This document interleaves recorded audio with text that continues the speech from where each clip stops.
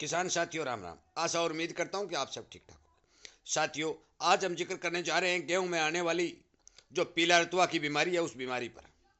साथियों, मैं सबसे पहले आपको ये बता देना चाहता हूं कि ये बीमारी हर किस्म में आती है, परंतु इस बीमारी का प्रकोप जो 28-51 पूस एवरेस्ट दिल्ली की वैरायटी है उसके अंदर सबसे ज़्यादा देखा गया है।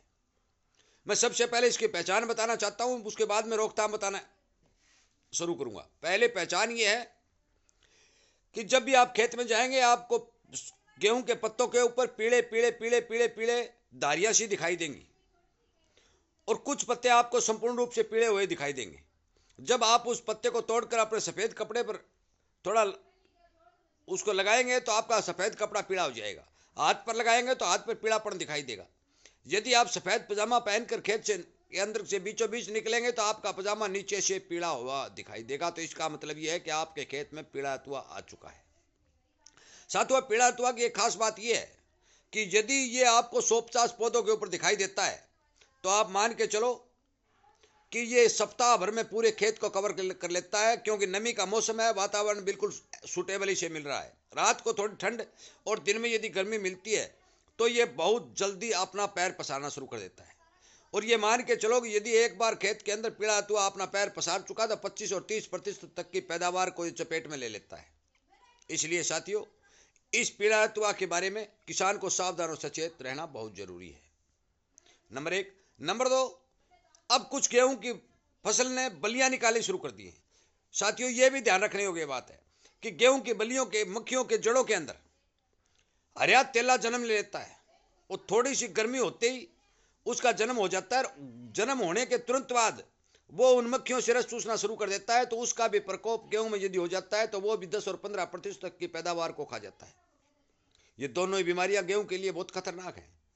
पली पलाई फसल की देख रेख जरूरी है, क्योंकि इन दिनों यदि हम थोड़ा सा भी ध्यान नहीं देंगे तो हमें काफ़ी नुकसान का उठाना पड़ सकता है। साथियों, अब मैं इन दोनों ही बीमारियों की रोकथाम बताने जा रहा हूं। आप गौर करके सुने और ध्यान से सुने। इसीलिए मैं कहता हूं कि समय से पहले यदि आपको जानकारी मिलती रहे इस बात के आप इच्छुक है तो आप इस चैनल को सब्सक्राइब करके सामने वाली घंटे का बटन दबाएं, ताकि आपको समय पर मिल जाए और आप उस बीमारी की देख रेख करके उसको कंट्रोल कर सकें। साथियों, इस बीमारी को रोकने के लिए टिल्ट नाम की एक दवाई आती है जिसमें प्रोपोकोनाजोल 25 सीसी का साल्ट होता है। साथियों, ये दवाई 1 लीटर दवाई 5 एकड़ तक की जा सकती है। और यदि राजस्थान के किसान इस दवाई का यूज करते हैं तो 1 लीटर दवाई 6 बीघा तक कर सकते हैं, जो 5 कनाल का एकड़ मानते हैं। यदि आप इस दवाई का ठीक से इस्तेमाल करेंगे तो मान के चलो कि आपके खेत का पीला रतुआ पूर्ण रूप से कंट्रोल होगा। अब बात रही हरे तेला की।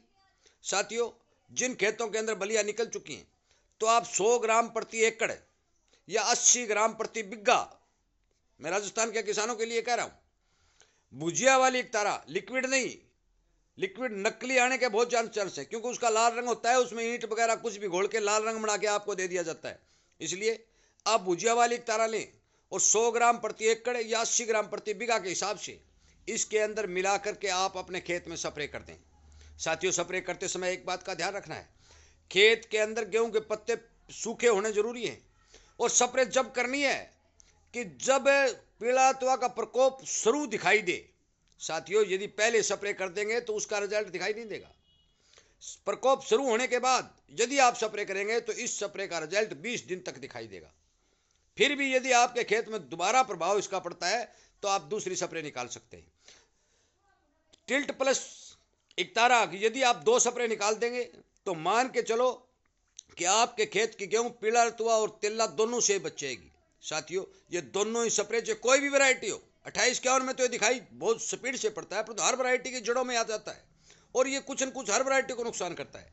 इसलिए एक स्प्रे तो कोई भी वैरायटी हो, एक स्प्रे तो इसकी का निकालनी जरूरी है ही है, ताकि आपको किसी प्रकार का नुकसान नहीं हो। यदि आप 2 निकाल देते तो और भी बढ़िया बात है। साथियों, इस स्प्रे को करने के लिए पानी की कोई प्रतिबद्धता नहीं है, चाहे नहर का हो चाहे ट्यूबवेल का हो, परंतु एक बात ध्यान रखनी है, रेत वाला पानी नहीं होना चाहिए, गुदला पानी नहीं होना चाहिए। पानी कोई भी स्प्रे करो, पानी बिल्कुल साफ होना चाहिए। यदि उसके अंदर रेत की मार है तो दवाई का रिजल्ट आधा से कम हो जाएगा, ये आप मान के चलो।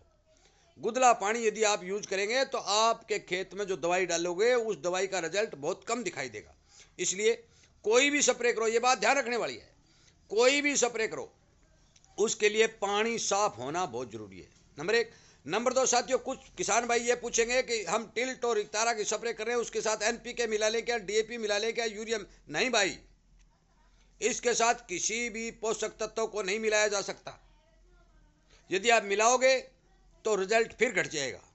इसलिए ये स्प्रे तो आपको अकेली निकालनी पड़ेगी। यदि आप दोनों दवाइयों का मिश्रण करके ठीक से स्प्रे करेंगे तो आपका खेत बीमारियों से संपूर्ण रूप से बचेगा। ये मैं आपको आश्वस्त और विश्वास दिलाता हूँ। साथियों, हर किसान को इस बारे जानकारी होना बहुत जरूरी है, क्योंकि अब मौके पर जो मौसम चल रहा है ये दोनों ही बीमारियों के सूटेबल है, दोनों ही बीमारियों का प्रकोप गेहूं के अंदर देखने को मिलेगा। इसलिए मेरी बात पर ध्यान दें, हर किसान तक इस वीडियो को पहुंचाएं और ज़्यादा से ज़्यादा शेयर करके हर किसान को अपनी फसल बचाने के लिए इस स्प्रे करने के लिए प्रोत्साहित करें, ताकि वो अपनी फसल को रोग से बचा सके। साथियों, ज़्यादा लंबा वीडियो नहीं बनाते हुए मैं उम्मीद करूंगा कि आप ज़्यादा से ज़्यादा संख्या में शेयर करके हर किसान तक इस वीडियो को पहुंचाएंगे और इसी तरह की आपको जानकारी मिलती रहे। तो आप इस किसानी चैनल पर, जो कि आपकी लगातार आवाज़ भी उठा रहा है, हर तरह की जानकारी भी दे रहा है, इस चैनल की सदस्यता को बढ़ा करके सब्सक्राइब करके सामने वाली घंटी का बटन दबा करके इस चैनल पर किसान हित में जो बताई जाने वाली बातें हैं उनका लाभ उठाएंगे। साथियों, शेयर और लाइक करने के लिए, कमेंट करने के लिए मैं आपका बहुत बहुत धन्यवाद करते हुए मैं आपसे फिर एक रिक्वेस्ट करता हूं, यदि कोई किसान का प्रश्न हो तो वो कमेंट के माध्यम से मुझे पूछ सकता है। मेरे नंबर भी इस चैनल के ऊपर दिए हुए हैं, काफ़ी वीडियो में मैंने बता भी रखे हैं। कोई भी किसान यदि कोई डायरेक्ट बात करना चाहता है तो वो भी मेरे से सीधा संपर्क करके बात कर सकता है।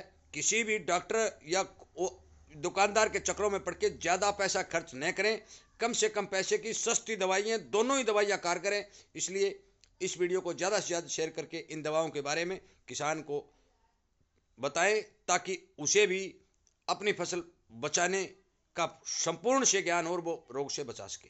वीडियो सुनने के लिए, लाइक और शेयर करने के लिए आपका बहुत बहुत धन्यवाद।